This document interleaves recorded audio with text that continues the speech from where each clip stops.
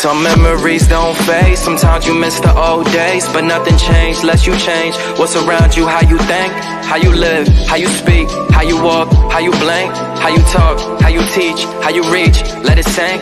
What's your purpose? What's your passion? Through the pain. What's your plan? Is it plane? On a plane? Hydroplane? I'm just playing. What's your purpose? What's your passion? Through the pain.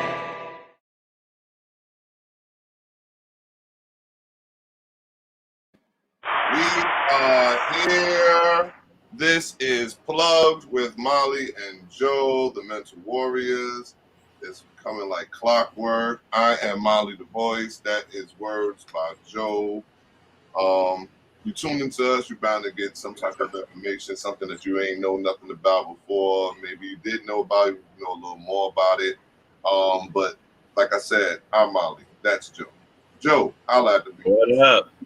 What's good, everybody? What's good? Welcome in for another. I know I was kind of MIA last week, but I'm back in full of action, ready to go.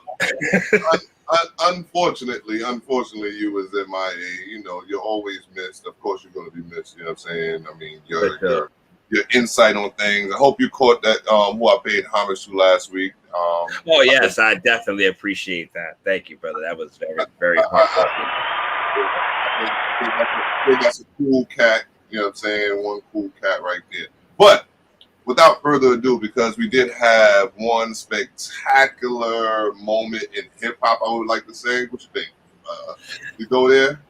Yeah, you could say it was it was definitely a moment in hip hop. It was one of those unforgettable moments, per se. Yes, live from Madison Square Garden, we had one of the best verses that I can think of out of all the verses. I think it rivaled Beanie Man and Bounty Killer. We had Dipset versus the Lox, or the Lox versus Dipset. We had it, and wow, Jadakiss. Can we get that picture of Jadakiss up real quick? Wow, yeah.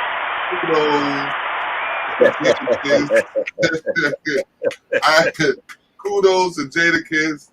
The man said decades ago that he was top 5 dead or alive.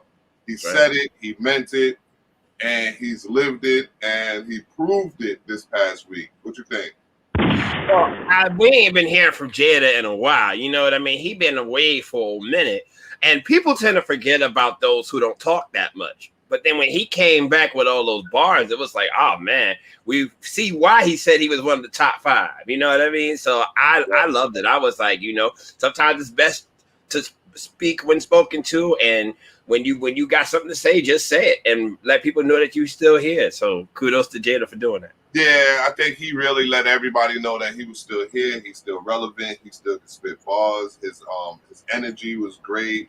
Styles P energy was great. Sheik Luch energy was great. The ladies was loving Sheik Luch. I mean, all up my timeline, the ladies like Sheik Luch. I don't know. It's these buff dudes, man. You know what I'm saying? These big brolic dudes, man. I don't know what it was, but yeah, they did their thing, man. They really took us back, like you were saying. I think you were saying earlier. Then some of your people was part of Dipset and all that, so it took it took me back 15, 20 years ago. My brothers were very familiar with a lot of the cats at Dipset, and they rep Dipset real hard. So I got to know a lot of those guys, and it was just like, I just remember that time of music being like, it was their moment in music history. So just to take that back and realize that much time has passed, and where we are right now, it's like, wow, okay. So like I said, it was a blast from the past. So I thoroughly enjoyed it. I mean, I was a little biased because I've always liked the Lox over Dipset, but I watched with hold on, give me a sec, because I'm trying to share this live with everybody. But I tried to hey, what up, Queens of New York City podcast? I tried to look at it with a objective mindset and all that. And to be honest with you, if the delivery, it was more so the delivery than anything else. To me, the Lox was ready. The Lox was prepared. The Lox was they practiced. You know what I mean? They was ready. And I believe Dipset wasn't. And Dipset, I mean, the history with them is that they already been having problems internally for years now. You understand what I'm saying? Back and forth, here and there. They be together, they not together, they messing with each other, they not messing with each other. Just the other day, Jim Jones and Cameron wasn't messing with each other. Not the other day, but you get where I'm going. Recently, yeah. Well, that's part of it too. The connection with the Locks was more, like I said, it was more personal because they still close. You know, they still connect. But Dipset, it's like you said, there's a lot of confusion, it's a lot of chaos. So the chaos is going to be seen whether they don't talk about it or not. And it was pretty relevant there, you know. Yeah, I mean, I don't think they was ready per se. I mean, they were always showmen, just like Uptown is. Uptown is pretty, you know, showy. I take it from someone from another borough. My brother from Uptown. You guys are showmen. You know what I'm saying? And huh? I said Showtime all the time. That's how Harlem is. Right. So say they were ready to say they were ready, Sean, that would be them knowing their lyrics. Like, you know, that would be them being ready. But as far as like being on stage and stage presence and being showman, nah, that's something that comes natural for them. So I think they would have gave themselves a much better chance. Yeah, they are. They're about their money. But because I went to high school up in Harlem, quiet as kept. I love the experience. It was one of the best 4 years of my life. You know what I mean? But yeah, I mean, if they were prepared, they might have had a better chance. It would probably have been closer. We probably would have been having this talk about how they got demolished. You understand what I'm saying? Because they do got hits. You know what I mean? And then when you really play it back, let's say you played it side by side without the show. Let's say you just go on Spotify and play both lists. I guarantee you probably think differently about the verses itself. You know what I mean? Because Dipset did have a lot of them party joints, right? Oh yeah, for sure. Like for sure. I maybe the element, like you said, them not being ready and them not feeling that energy. Maybe that's part of the reason why they didn't, you know, come out the way they were supposed to. But yeah, playing both of those party lists together, you'd be like, okay, I see why they should have been Dipset versus Locks. But you know, but it goes into our topic that we're going to discuss during current events, the current state of hip hop. Right, the current state of hip hop to me is disgusting. To me, it's just not. It's not in a good place in my eyes. And I listen with an objective ear. I listen. You know what I mean? Because then you got the cancel culture. You know what I mean? It's hard for any artist to say anything now as opposed to back then. We're going to touch on that with the baby. You know what I mean? Because like our one of the lyrics in I think it's all about the Benjamins or whatever. It says. Say move around hard when you was pussy as you know what I mean, as RuPaul. And nowadays that would get you canceled. Right or wrong? Absolutely, because you're identifying as RuPaul as a P word. You know what I mean? So you gotta you gotta think about what you say before you say it, because there's somebody who's offended by what's being said. So you know the disclaimers are very high. Were we wrong back then, or are we too sensitive now? Wow, I think it's a little bit of both. I think the censors weren't up back then, but there were some things you looked at and said, "Ooh, you know that." If the wrong person had heard that, it might have been offended. But now it's like everybody's ears is on or open. Everybody's ears is open. So now you're gonna say something that offends that person or offends somebody. Before, maybe you didn't have too many ears before, but now that you have everybody's ears, it's like, okay. Now you shouldn't have said that. Right. See, no, we weren't as sensitive. I think the sensitivity part just grew. I don't know from what place it grew from.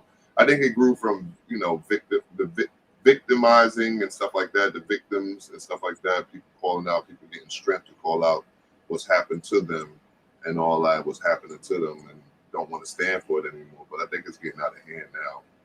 If you ask me, when you come down to cancel culture, you know.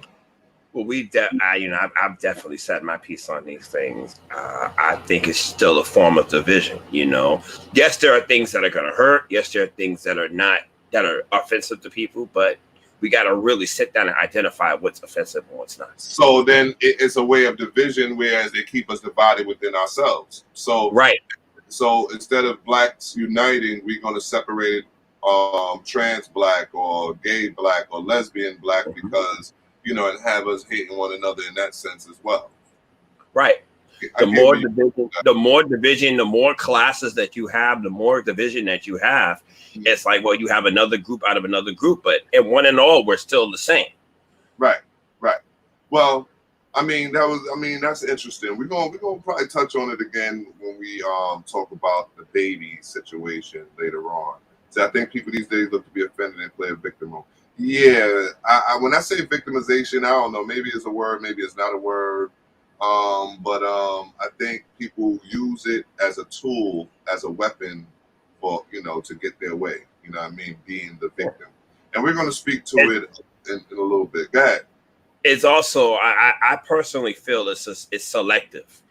If you're going to be offended by something, you got to be offended all the way around. It can't just be one group of people that's offended in this term. That has to be the way for everybody. And nowadays, when you hear about cancel culture and things of that nature, everybody is offended by one thing, or one group of people is offended by it. And it doesn't matter with another group says it or another group does it. So, what's funny is that what culture they don't cancel is the culture of racism. They don't cancel the culture. They don't cancel the culture of hate.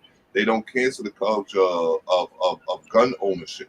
You understand what I'm saying? Which leads to gun violence, which leads to unnecessary gun violence. So Absolutely. They cancel what they want to cancel, and that's what controls the narrative of the world. You know what I mean? Absolutely. Yeah, I do remember 2 Live Crew. But what we're gonna do, we're gonna move on because I mean we could go on that one. I see we might have to come back to that one a little bit later. But what we're gonna do is what we normally do, which is pay homage, right? We pay homage to our ancestors, to people that mean something to us, those people that molded who we are as Molly and Joe, and who a lot of you are out there. Some of these same people, you know, you're familiar with, some you're not familiar with, some comes from our history, from our lives and our history. And yeah, they're just as relevant as anybody else.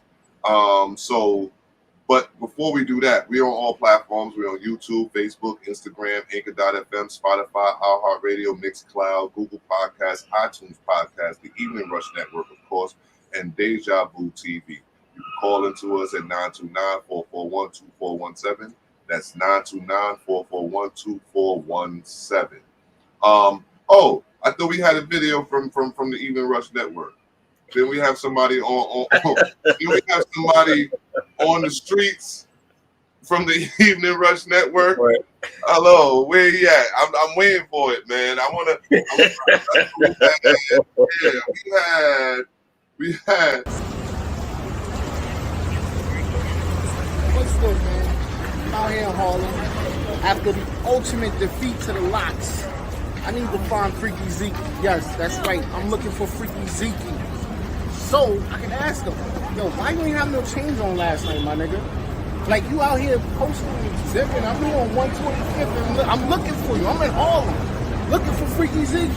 I need to know why you ain't have no change on. Evening Rush Network, man.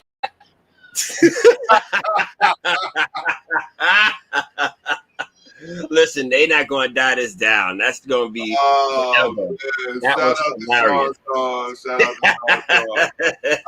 Sean. All right, Joe. Pay homage, Joe. Who you paying homage to this week? All right. My homage ancestor, somebody who I've always admired because, you know, I have always been a person of moral and ethics. The legendary Booker T. Washington. Booker T. was an American educator, author, orator, and advisor to several presidents of the United States. He was also one of the founders of the National Negro Business League. He also started Tuskegee the Institute, which was a school, one of the first historically black colleges in Tuskegee, Alabama, to which he served as principal. And he was pretty influential in regards to getting African Americans to find their trade, start their own businesses. So he pretty much laid out a template, if you will, for the black entrepreneur, which is one of our topics for tonight. So paying homage to Booker T, and, you know, hopefully we're doing just right by you. Yeah, I hope so too. Yes, a true legend indeed. You know what I mean? I hope, you know, I hope we do I hope we're doing our ancestors justice. I hope our ancestors look down on a show like this and smile. Like, you know, that's just one of those things. You know what I mean? There's a few people that came on the show and they were speaking to the fact that they think that this is going to blow up, you know, beyond our belief. And I don't know what to say to that, but I do hope for such things, because this platform and our show isn't you know isn't no BS. You understand what I'm saying? This is straight. This is some real stuff that the people need. You know what I mean? And when y'all start seeing our guests coming up, oh my God, trust me, we got some guests coming up. And, Oh yeah. You know what I mean? And that's going to be so dope. You know what I mean? But who I'm paying homage to today is the great Madam C.J. Walker. All right. Yes. We can't talk about black entrepreneurs without talking about the woman who basically, you know, just changed the hair industry. You know what I'm saying? Right. Like, single-handedly changed the hair industry for our people and for everybody ever since. You know what I mean? Madam C.J. Walker was an African-American entrepreneur, philanthropist, and political and social activist. She is recorded as the first female self-made millionaire in America. First female, not black female, first female. That's right. Let's get that right. You know what I mean? Listen, her neighbors were the Rockefellers. You know what I mean? When she lived in the state, her neighbors were the Rockefellers. So that's saying something. Yep. Millionaire in America. In the Guinness Book of World Records in 1905, she created her own hair growth product that also helped to heal diseases of the scalp. Changed the game. Madam C.J. Walker started making her own products by experimenting with ingredients. As her wealth increased, so did her philanthropic and political outreach. Walker contributed to the YMCA, covered tuition for 6 African-American students at Tuskegee Institute, and became active in the anti-lynching movement, donating $5,000 to the NAACP's effort. Just prior to dying of kidney failure, Walker revised her will, bequeathing 2/3 of future net profits to charity, as well as thousands of dollars to various individuals and schools. So to this day, this woman is actually giving of herself to this day. You know what I mean? So kudos and definitely claps to the one and only Matt. And that just goes into so our topic actually for today is the hardships of black entrepreneurship. We're speaking to about 2 people who's paving the way. So when we get to that, we're gonna have to try to understand where we went wrong at somehow, some way. No? Right. That's right. All right. So what we're gonna do now, it's a little minute earlier, but that's nothing. We're gonna go run into the current events because we got a few topics today. We got a few hot topics today. I mean, really, really hot topics today, like scorching hot topics. Like, one of them is triumphant for me. You know, Simone Biles returned to the Olympics. Yes. Simone Biles returned to the Olympics. She won the bronze in the. She won the bronze medal in the parallel bars, I believe. Is that it? Yes. Yes, the parallel bars was recent after, taking the time to pause rather from other Olympic contests. I think she had to go with, when she was ready. People look at sports as athletes and tell them that they don't have a reason to be physically burned out or mentally, emotionally burned out. Right. And looking at someone like Simone Biles, it's a lot of stress to always want to be on top, to have that pressure put on you, especially when you're rooting for a country that's deemed as the best in everything that they do. So in her case, I was glad she was able to sit down and take this stop and sit down and look and say, You need a rest. You need a break. But it shouldn't just be for it should just be for athletes. It should be for everybody. You know, set the standard. If you're doing too much, take a break. Pause. Get back to it. It'll always be there. Always. I mean, listen, your mental health is important. Like I said, there's no gauge into when you're going to snap, if you're going to snap, how you're going to snap. So in that sense, yeah, she needed to take her break and make sure she take that break for herself. Forget everybody. Yep, self-care is very important because there's people, like I said, there's people that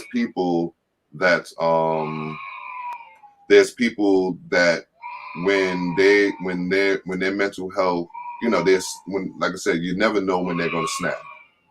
All right.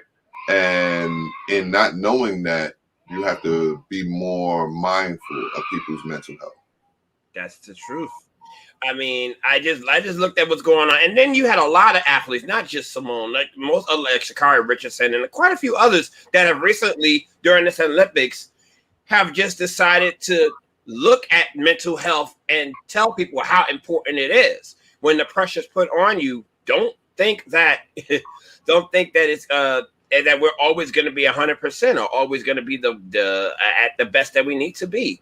So, like I said, I'm personally impressed with how this is being handled. What I'm not impressed with is how the media is starting to shame people for having a mental health issue or a mental health breakdown, like Piers Morgan, if you will. Like, we're not human beings. And he said something in regards to Simone Biles and a lot of the other athletes, telling them, like, it's a cop-out now. No, it's not a cop-out. Like, I would dare him to have a moment and have to break down and say, I need a pause. I need a timeout. I need to get myself together, collect my thoughts, gather myself. That's all part of emotional wellness. It's a wellness check.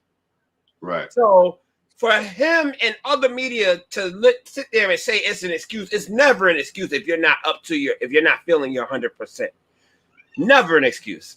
Right. So anytime you're not feeling other than what you normally would feel, take that break and don't be ashamed. She don't owe us anything. Neither do any of these other athletes that feel under pressure or under stress. None of them owe us anything. And you're absolutely right, because I had a case in, I think it was some years back, and it's what they call the case of the yips, in sports, they say the yips in gymnastics is called the twisties, same thing, right? It says are sudden and unexplained loss of skills in experienced athletes, meaning you could be throwing 100 miles an hour. You could be, doing 1 million tumbles. You could have been playing basketball the best of your abilities, and all of a sudden you just lose it. All of a sudden it's just gone, and I've experienced that. It says symptoms of the yips are losing fine motor skills and psychological issues that impact on the muscle memory and decision making of athletes, leaving them unable to perform basic skills of their sport. So I'm gonna tell you a story. One time I was down south, and I was down south and I was going to play softball. You know what I mean? I was going to play softball. And, I know how to play softball. I've played softball all my life, from young to that time, you know what I mean? Played outfield, could catch, all that. And I get out there, and for some reason, it just left me. I couldn't catch nothing. I couldn't throw. I was like, I could be aiming dead at you and the ball would go straight to the right, like just out to the right. Like, it was bad. When I say it was bad, it was bad. And that was it was crazy. It, like, I'm telling you, and then it got so bad outfield that they made me go into pitch. So I go into pitch and I couldn't even get the ball to the plate. Wow. You know what I mean? So, mind you, I know for a fact I can play. I know for a fact that I've done this time and time again. Played outfield, hit the ball, all that. And for some reason that day I couldn't do it. And I'm gonna tell you probably what it was. I was down south. I didn't know anybody there. You know what I mean? So, as they call it, stage fright. You understand what I'm saying? And, right. Or just the change of scene. That has a lot to do with it as well. Just changing the scene of a place, if you're not familiar with the settings, that could throw you off your game as well. Right. So that has a lot to do with it. I mean, look at it this way. I'm going to bring up a couple of recent things. Do you remember when Vontae Davis, he was playing? I think he was the Buffalo Bills cornerback. When he just retired in the middle of the game, like at halftime, he said, "I retired," and left the field. Right. People realized that he was just people were like, "Oh, he's crazy for doing that." No, he probably just had a breakdown and had to leave because he got frustrated. Even what just happened with Richard Sherman a couple of weeks ago. Never had an issue in his whole career, and he had a breakdown. He was depressed. Right. And people are not realizing it has a lot to do with what's been going on these last 17 months with the pandemic. People losing family, loved ones, and just gone. Like their whole lifestyles have changed. Mental health, and that goes to our next question about it. It says the importance of mental health and self-care. It's very important. It is beyond important. We've learned that in the last pandemic how important it is because a lot of us was going semi-crazy ourselves. Absolutely. We just haven't been diagnosed for it yet. You know what I mean? But a good question that we were asked in production was, why is mental health an acceptable excuse for a mass shooter, but not for an athlete to withdraw from a game of competition? Well, I want to look at it this way. An athlete, they figured that money is the healer, right? They're a healer. So if you have tons of money, if you're making a successful living, you can't be crazy. You can't have issues. But we know that's not the case because we know that millionaires commit suicide too. So you know what I mean? But it's obviously ignored because the money is supposed to be a barrier to your depression. Right, and mental health is always ignored up until it show itself, and when it shows itself, it's ugly. Right. When people mentally break down, it is not a good scene, and that's what people need to understand. We're mad late on catching mental breakdowns, mad late, and that's just going to take us to our next topic real quick. You know what I mean? Because we could go on to mental health and self-care, and I think we need to get somebody in on that, and we can speak to that again. I think we spoke about it a little bit, but we need some more help in that department too. You know what I mean? But so we have Governor Cuomo. Sexual harassment accusations is now founded, and it is founded to be true.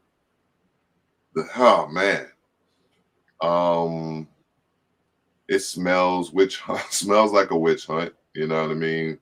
But I mean, if true, he violated these women's comfort zones and the such, and it's nothing that could be, said towards that. So to all victims, I'm always gonna, do my disclaimer and say, listen, more power to you. Hope you find the strength to move on. But in this situation, it just smells like this, the stink politics. What do you think? I totally agree, and I know I'm probably gonna turn a few heads with my choice of words. But it's funny how these things come out when things aren't going the way that people want them to go. Right. Almost had a lot of power during this pandemic, where he kind of kept this city in the shape that it's in. Because if he had buckled to the people who wanted to change things and bring things back to normal, we might be in a worse state of affairs than we are now. But when you're in a position of power, people do anything they can to get you out of that seat. Whether it's false claims, whether it's making you look bad. I mean, the damage has already been done to Governor Cuomo. So it would be impossible for him to recover from this. But as he said the other day, I'm 63 years old. I'm at the end of my life when it comes to politics. I'm not trying to run for anything else. So he's very strong-willed in what he does. That's what makes me believe him a little more than the accusations. Because if he had something to lose, he would have taken the low road and said, I'm done. You know what I mean? Timing. My thing is timing. It's always timing. Like to me, it seems like people felt a way about how he was approaching even the Washington. You understand what I'm saying? He was looking at Washington like, listen, nah, we ain't going for that. I'm doing my state this way. He was standing his ground against the powers that be, And these are the things that happen when you stand your ground against the so-called powers that be. Right. They get you up out of there. You know what I mean? It happened with Cosby. It's going to happen with Cuomo. It's happened with a few of these cats. You know what I'm saying? Where they getting too out of hand, out of pocket, out of their britches. Hey, listen, you know what? Nah, we're gonna knock you back a peg or two. You know what I mean? Because these are things that's probably been known or probably been said something about, and they just going to bring it up when it's convenient to crush people's lives and careers. Absolutely. I don't know. I think you should just say something when it happens. I mean, I'm not going to sit there and tell a victim what to do or how to do it, but I'm just going to say for my own taste, you know what I mean? Listen, when you've been victimized, come out and say something. Be strong about it, man. Listen, yeah, people might backlash you or whatever, but be strong about it. You know what I mean? What I will also say to that, I can understand if it's one case. I can understand if it's even two cases. But to dig deep 20, 30 years back and say that this is a pattern when there obviously wasn't one now, that's something that's a problem for me. Right. And with that said, man, you know, more power to Governor Cuomo. Hopefully it's not founded. But we're going to take a break real quick and get a few words from the Evening Rush Network. Looking to podcast shows and do not know where to start? The Evening Rush Network can help you with that. Call us at 929-441-2417 or email us at theeveningrushnetwork@gmail.com for dates and prices. We got you for all your podcast needs. The Evening Rush Network. Tune in, subscribe, and share.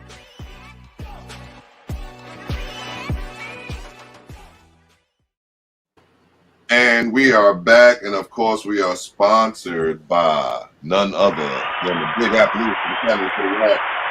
Baller. A lot of things coming up in the next fall, right? In the fall. Oh, season. yeah.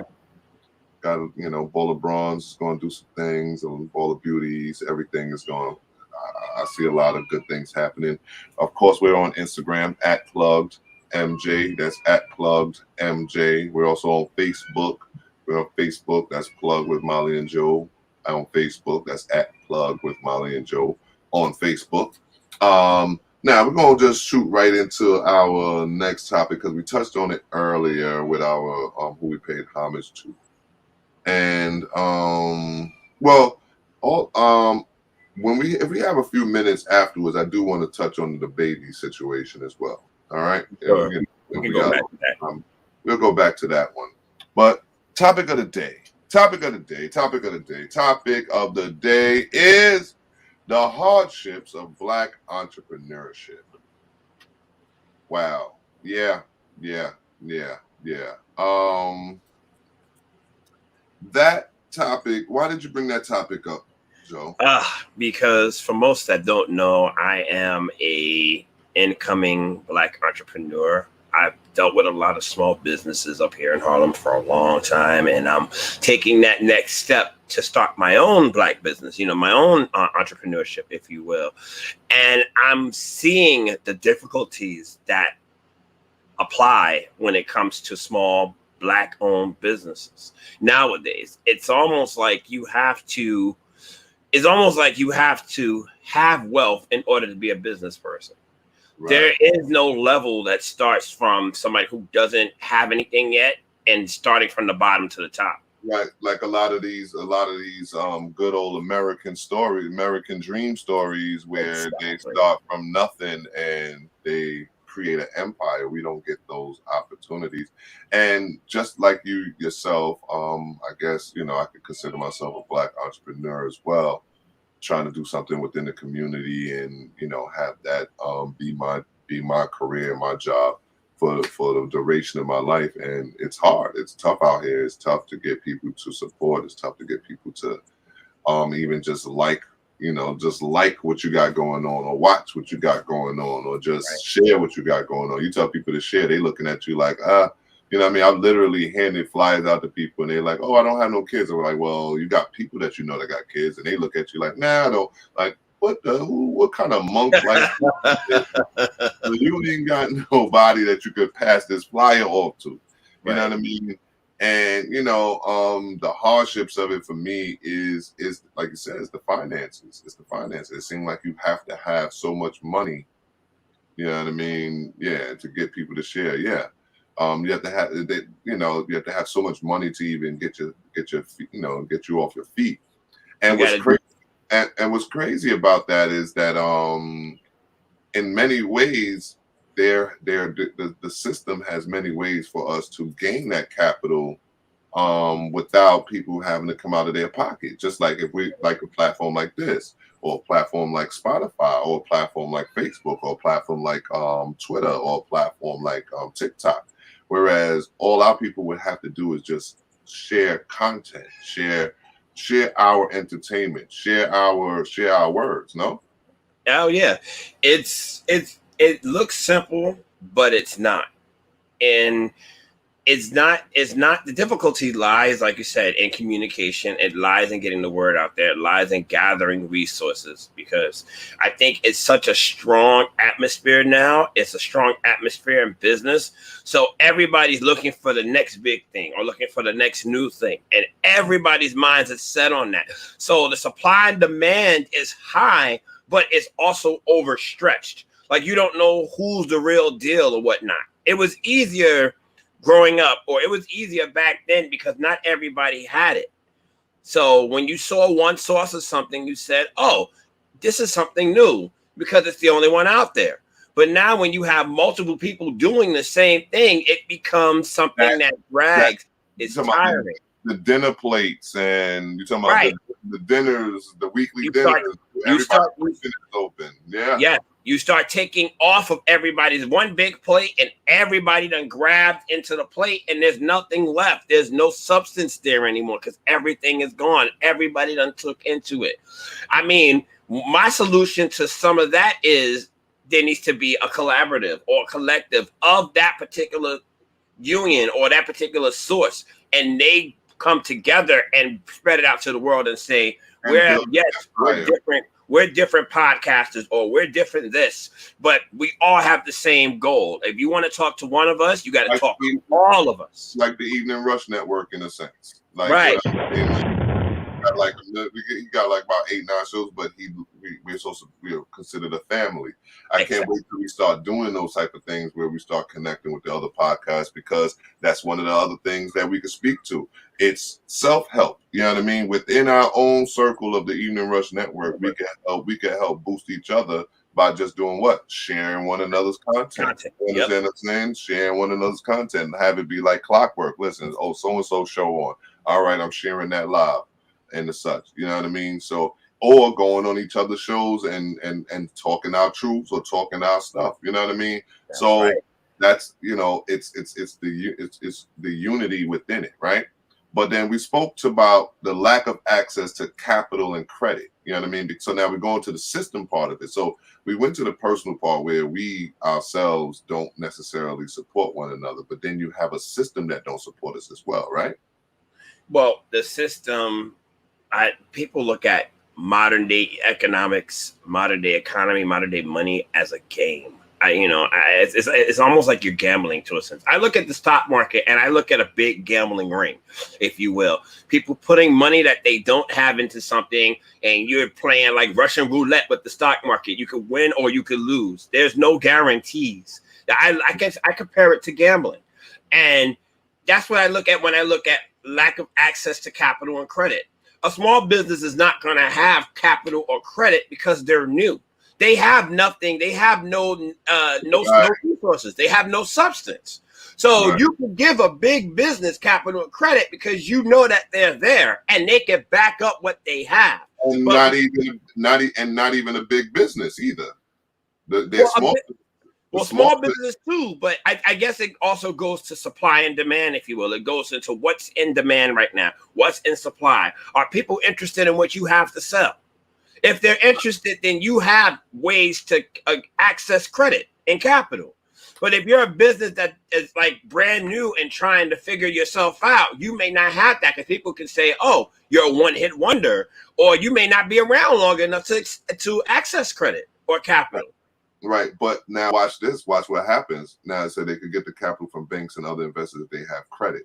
They can if we have credit. We were never taught how to get credit from young and to build it and as such. But now what I was speaking to the fact that you're talking about big business, but what big business do is that when their sons or their daughters or when they're what's the name have an idea, they want to open up a bakery in Manhattan or open up an ice cream shop in Manhattan, guess what happens? They get the capital and the credit. You know what I mean? They get the credit, then the capital. So it's backwards. They get the credit, then the capital based off of mom and pops. Yes, that's right. The fortune that's already been laid for Black businesses. Most of us aren't as fortunate because we don't have a fortune or a legacy to let back. You know, we don't have as much. We are the legacy builders. And in doing so, what we have to do is start teaching our children the same way they taught their children. You understand what I'm saying? Listen, a lot of our parents, a lot of people try to teach their kids to go away. They teach their kids to lean on them. Listen, don't go. We got to support one another. You know what I mean? Yeah, supporting each other's event. Because if I got 100 people that support your event, and Sean got 100 people support your event, and so forth and the other, and Sean knows this very well. We did it in one of the most secular situations ever, and that was the circuit. You know what I mean? AKA the circus. You know what I mean? When we say the circus, I mean it was just pure, stupidity in a sense. You know what I mean? We could have did so much more positive with that platform. But we were partying, we were drinking, we were out there with the women, all of that. But the one thing that I would say is the system was perfect because it was each club had to support each other.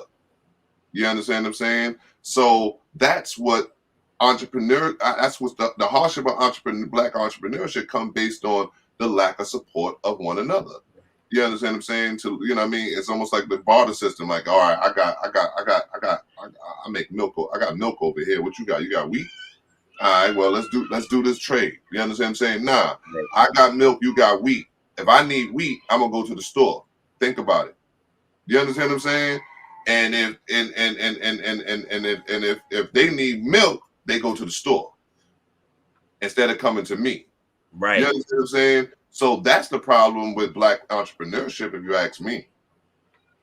Well, we depend on big business or commerce to get us. But here's another fact that I forgot to bring up earlier.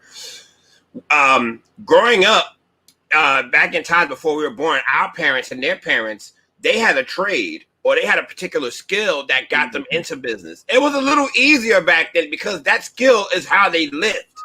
Yes, you had multiple skills. Like, let's look at somebody who's an electrician or a handy person. You know, that was their skill, that was their means of survival. It was easy for them to start a business because their skill was their capital, was their credit. And I personally believe that. And then from there, you would teach your child, or you would teach your significant other how to access your skill, and then you pass on the family business. That's how it was back then. But there's no skills or there's no trades being accessed anymore. So you don't get that same vibe. You know, now you have to kind of develop your own skill or develop your own trade. It's not trades that are accessible to you anymore. You look at credit becoming a greater liability or an asset. You know, if you don't have good credit, if you don't have access to capital or any of these things, investors are not willing to provide you with the capital that you need. So it's a game, you know, it's a game to see who's able to survive in this world and who's not. That's what I look at when I think of modern day capital and modern day access to credit. Well, and our businesses are not given the same level of respect, regardless of the quality of product. We can have the most natural product there is, and we're not given that respect that any other, you know, a lot of them other businesses of other nationalities and cultures and races and such would get. Every you know, I'm always seeing, you know, different nationalities popping up with a store. Like you got with like it's certain little stigmas. You got the corner store, you got all the ox. You understand what I'm saying? You got the Chinese restaurant. That's right. I mean, you got you know, you got some, you know, it's just the list goes on. It just skips my mind right now, but the list is actually quite lengthy when it comes down to entrepreneurship in our community. The entrepreneurship opportunities in our community doesn't happen for us. No, you know they'd rather us be the consumer than the person going into business for ourselves. We spend the money, right. But we can't make it. Right, because there's no reason why myself or yourself don't be behind that liquor counter. What's the difference besides chance and opportunity? You know what I mean? And that's the funny part is they made us enemy of ourselves. Yes, Jada. They made us enemies of ourselves because they've taught us to not trust one another. You know what I mean? Listen, I'm telling you, we are mentally challenged. We are so mentally challenged when it comes down to a lot of things that's going to actually get us ahead. And Black entrepreneurship is going to get us ahead. But the challenge is that we got to start trusting one another. We can't look at it as our brother is scamming us when this nation been scamming us for years, for centuries. Right. And that's the PTSD of it all, no? No, that's part of the stigma. That's absolutely part of the stigma. How, you know, you would expect, well, some of the challenges that I'm facing when it comes to the business is it should be easy for me to have a collaborative or a network of people in the occupation that I want. But there's so many people who are not doing that, or so many people who are so envious or self-ridden in their own skills. They're not willing to pass on the know-how for another person to advance because they're afraid of their spot being taken over. Right. So it's hard for anybody new to come into this business and succeed or do better than, because in our community, we're focused on the spots that we have, and we'll be damned if we let anybody else come into that spot and take over until we're ready to, or unless they transcend into the next, you know, unless they have no choice to do so. So that's part of it as well. You know, we've talked about this on plenty in plenty other instances with elders and youngsters. You know, the elders, the old guard wants to keep their spot. But when somebody new comes with a new idea, you dismiss it because you're envious of what they're doing. And you realize there's no room at the top for more than one. And that is well said, my brother. And also someone wrote in and said lack of knowledge. Lack of knowledge is definitely a factor. Absolutely. That's what we're talking about. We don't know how to manage businesses. We don't know, you know, the simple accountant information, managing, budgeting, all of those different aspects of it. And I guess that's where Baller comes in at, because we're going to try to teach these things down the line. Financial literacy, that's so important. You know, I mean, it starts as simple as even if you're looking at a family that has money and they teach their kids, their youngsters, the value of money. You give them money for certain allowances. You put them in a piggy bank. You give them access to it when they're of age. There's still some type of branding on that. I think for our culture, a lot of us don't have that. We're not able to do that because the money that we have has to go with our daily life structure. Right. And what we have to start realizing and understanding is how you manipulate this whole credit scam, because it is a scam. You know what I mean? Loan sharking. I know loan sharking when I see it, brother. Yeah, you know, that's what it sounds like. That's what it is. It's legal loan sharking, bro. You got to understand something about this country, which is crazy, is that a lot of the things that they might find illegal, they actually do it. You understand what I'm saying? They operate under those rules, and that's the reason why it becomes illegal, is because it goes against, you know, what their rules are. You understand what I'm saying? So yeah, of course I can't loan shark, because you want to be loan sharking. You want to give out the credit. You want to say, okay, now you owe me $1,000. You know what I mean? You understand what I'm saying? You know what I mean? Yeah, I hear you, bro. I hear you. Trust me. I know the feeling, bro. I miss a few meals just to make the dreams come true. True. That's what we're in the middle of, you know.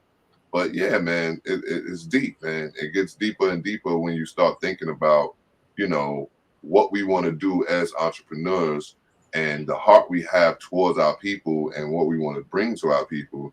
And to sit there and say that we're having a hard time or we having a struggle in doing so, that goes against what I would think, would be the norm. Like the reason why I jumped in there is because I thought I would get the support necessary. The reason why I jumped in there is because this is a no-brainer. This is a knock it out the park home run right now. Like, come on, this is community work with the people. Absolutely.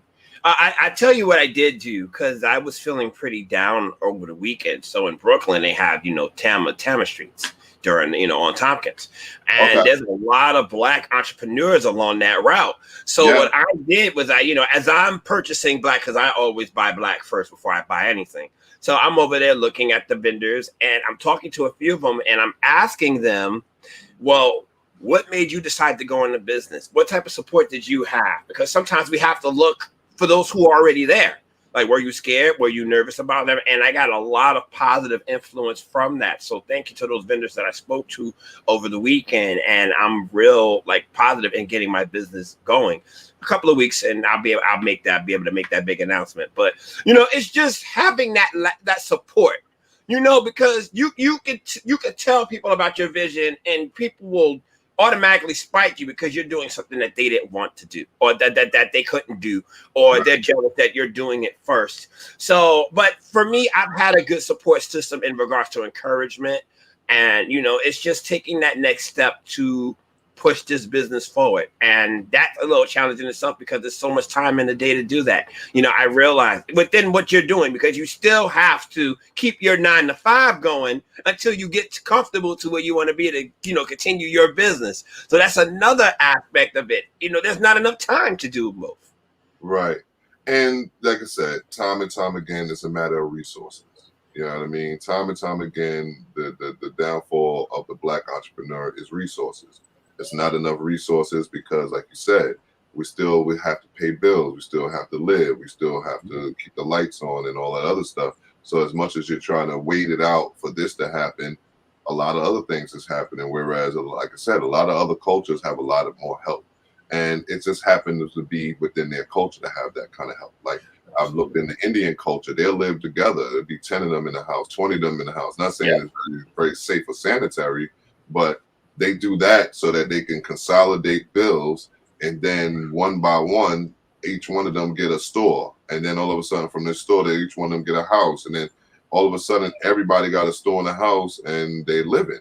You know what I mean? Our people have this separatist mentality built by America. Like I said, lack of trust. We go back to the lack of trust in one another. Yep. You know what I mean? So we lack trust with even our own households, within our own families. You know what I mean? Yeah, we have to change a me and my mentality. We definitely do have to change that me, my mentality that plagues the Black community. So maybe that's one of those things that causes the hardships on the Black community. Huh, Joe? Well, like I said earlier, it's envy, crabs in a barrel type of mentality. Misery loves company. If one person comes with a vision, it's so hard to get a group of people into that vision unless they're like-minded. If they're not like-minded like you, it's very hard to get them on board with what you're saying because they immediately look at the challenges and difficulties that come with it. They look at you as a threat because you're a Black man that got a business, and then I want to be a Black man that has a business. So now how my business going to thrive if you got a business? Instead of us looking at it as a conglomerate, no, we're looking at it as a separate kind of situation. Whereas this is my territory and that's your territory. Right. And when it easily could be easy if we just collaborated and pushed both of us together. Mm-hmm. Like you said, there's strength in numbers. That's the old saying. There's strength in numbers, and that's tested all the time when it comes to Black entrepreneurship. And like I said, it's the threat factor. It's the threat factor. It's the factor that we're not united. So a lot of it stems from what we've been talking about in the hot topic. This, I guess we call this season, is our mental health. It's the mental health of our people. And that's the reason why you have a show like Plugged with Molly and Joe. That's the reason why it's plugged in, plugged out, whatever you need to do. get it done, because all of this stems from a lot of mental hate, man. Like a lot of hate, self-hatred of ourselves, because when we look at the next black man, we only looking at ourselves, right? You know what I mean? Absolutely. It starts from somewhere. I mean, you're not always going to be in the top forever, and you have to find a way to get the young group involved, the next generation of entrepreneurs involved. If you're spending so much time bickering at the top, those young ones are just being passed by, and there's so much knowledge that you could push towards them, and you're not, you're unwilling to share that because of your ego, or because, like you said, you want to be at the top and you don't want anybody else there, and you feel threatened because that's where you are. Yeah, somebody wrote, said when you skip over them and find someone like-minded people like yourself, Joe, like myself, like, we connected or what have you, then you'll have others that feel away, skin up their face, skin up their teeth at the fact that they got skipped over, and then you started dealing with others. I'm personally dealing with that in my entrepreneur journey, where it's like me, it's next man up. I don't have time for none of it. I'm 45 going on 46 years old. I really don't have time to be playing games with people, because my life, I've lived a lot of it. If you ask me, you understand what I'm saying? And and that's no joke. So at the end of the day, you can't sit back and be complacent with the people around you. You know what I mean? Because those are the people that's gonna hold you back the most. Absolutely. So, like I said, I mean, this is stuff that we should have had when we were younger. We may have had it in a sense, but we may not understood it. I know for myself, I've always been a natural born hustler or money maker, if you will. I've always been somebody who's been able to, make money, not illegally, but I don't know what it's not like to have two jobs. You know what I mean? At one point in my time, I'm almost 40. I've been working two jobs or less since I was 15 years old, or more since I was 15. Mm-hmm. So I've like I said, I've always learned ethics. I've always learned morale. That's what was always taught in my household growing up. And to this day, that's what I learned. But it's hard to break that cycle and come into your own because of what you know. I will admit that it's kind of difficult, but I'm going to keep pushing. And I'm going to use my resources that I have to do more. In my house, we were raised, raised as Israelite in the Israelite community. So we was raised to be independent. We was raised to be self-sufficient. We was raised to want to be entrepreneurs, to want all of these things. But what didn't happen, we didn't have none of the resources. We didn't have anything, but no one taught us any of these things, how to go about it. You know what I mean? Yeah, they taught that this needs to be done. So all my young life, I always knew that being an entrepreneur was something that I would want to do, because I don't want to work for the man at the time. I don't want to work for the man and so forth and the other. And then you realize, okay, there's a process to this. You have to work for the man a little bit just to get where you got to go, because there's no, like I said, no resources. You need resources to get there. You can have all the dreams and all the ideas in the world, but if you don't have no resources to follow through with them, you'll get nowhere in life. You know what I mean? You'll get absolutely nowhere. Yeah, it takes money to make money. That's an old. That's one of the oldest street sayings there is. You know what I mean? And it's a pro and a con, because some people say it to dupe you into spending more money than you need. You know what I mean? And then there's these people that's going to just basically schooling you that, listen, in order for you to do anything in this world, in this country, in this country, it's going to take a little capital. You know what I mean? They make everything. You have to pay for everything when it comes down to this paper, that paper, this, so. Well, that's part of it too. And we briefly talked about it, but it's like, in order to go into business now, you got to have a license for everything. You can't go into business, legal business, without paying the city or the government something. Right. It's not. Back then, you didn't need all these licenses and all of these things in order to do that. So now they've made that part of the business structure. So people give up when they see these things. Like, you have to do this in order to get that, in order to do this. So it's like you're spending money before you've even made a dime. Right. You put money to the side, and not many people have that. But it's like you have to save money in order to come into business for yourself. Back then, it wasn't the case. You took what you had and you made it from there. But it's like I said, it feels more like a game to me. You know, it's like you're paying somebody in order to get what you want. Well, Brother Joe, with that being said, this was one more wonderful, wonderful show, bro. It's always a pleasure to actually do these shows with you because I learned so much more things, learn different perspectives to just go about life, just to understand some of these topics, understand some of these things that's going on. The common denominator, low key today,